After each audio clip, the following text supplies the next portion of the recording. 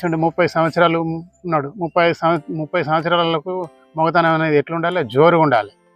ఎంతసేపు అయినా చేయగలంటే 5 నిమిషాలు కానీ 10 నిమిషాలు కానీ ఒక అర్ధ గంట కానీ ఆయన పాలు పంచుకోవాలి స్త్రీతో. అలాంటి వాళ్ళు కూడా మన పూర్తిగా పడిపోయింది అన్నోళ్ళకు ఇక ఈ మెడిసిన్ నేను తయారు చేసిన. నేను ఇప్పుడు మూలికలు చెప్తాను, మీరే స్వయంగా తయారు చేసుకోవచ్చు. ఇక చూడండి, ఇదే నేలగుమ్మడి గడ్డ. ఈ నేలగుమ్మడి గడ్డ వచ్చేసి మన వాగుల పొంటి ఫారెస్ట్లల్లో వాగులు ఒర్రెలు అలాంటి కాడ దొరుకుతుంది. ఈ నేలగుమ్మడి తీసుకొచ్చి ఏం చేయాలంటే దీన్ని ముక్కలుగా తరిగి ఆవు పాలల్లో 3 సార్లు ఉడకబెట్టి శుద్ధి చేయాలి. అలా శుద్ధి చేసిన పౌడరు ఒక పక్కన పెట్టుకోవాలి. ఈ విధంగా తయారైన పౌడరు మనం ఈ మందులో వాడతారు. అయితే ఇంకొకటి అశ్వగంధ అంటే బలం కల్ల మూలిక. అది అన్ని రకాలుగా చర్మవ్యాధులు కానీ, మోకాల నొప్పులు కానీ, జాయింట్ పెయిన్స్ కానీ, సర్వ రోగాలు అశ్వగంధ తీసివేస్తుంది. అశ్వగంధ వాడినోళ్ళు ఎవరైనా అశ్వగంధ చూర్ణం వాడినోళ్ళు కూడా దాన్ని కొంచెం పాలల్లో కలుపుకొని తాగినా కూడా అశ్వం లెక్క ఉరుకుతారు అన్నట్టు.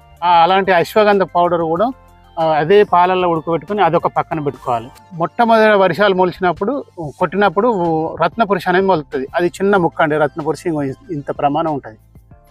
ఇప్పుడు ఆయిటి పొరుపున వస్తుందండి. అంటే ఎప్పుడైతే వర్షాలు పడితే అప్పుడే అది ముక్క అనేది దొరుకుతుంది. ఆ ముక్కకు చిన్న చిన్న పూలు వస్తుంది.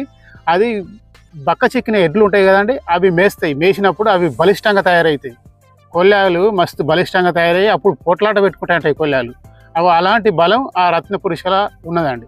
అది మనం కనుక అది కూడా పాలలో కనుక సేవించినట్టయితే ఆ విధంగా ఆవులకు గొడ్లకు ఏ విధమైన బలం వస్తుందో మనకు కూడా అదే బలం వస్తుందండి. ఇప్పుడు ఏమైనా 3 మూలికలు అయినాయి. శతావారి అంటే అది ఒక చెట్టును తవ్వితే దాని కింద ఒక గంపడాన్ని ఏర్లు చేసి మిర్చిదొండ అంటే అది దాని కాయలు వచ్చి చిన్నగా మిర్చి లెక్క గింత పొడుగు ఉంటాయి. దాన్ని కూడా ఏదంటే మోకాల నొప్పులకు కానీ, జాయింట్ పెయిన్స్ కానీ అది పనిచేస్తుంది. ఆ విధంగా పనిచేస్తుంది.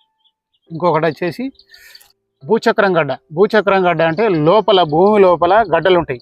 దాని గడ్డలు తీస్తే తీయగా ఉంటాయి ఇట్లా.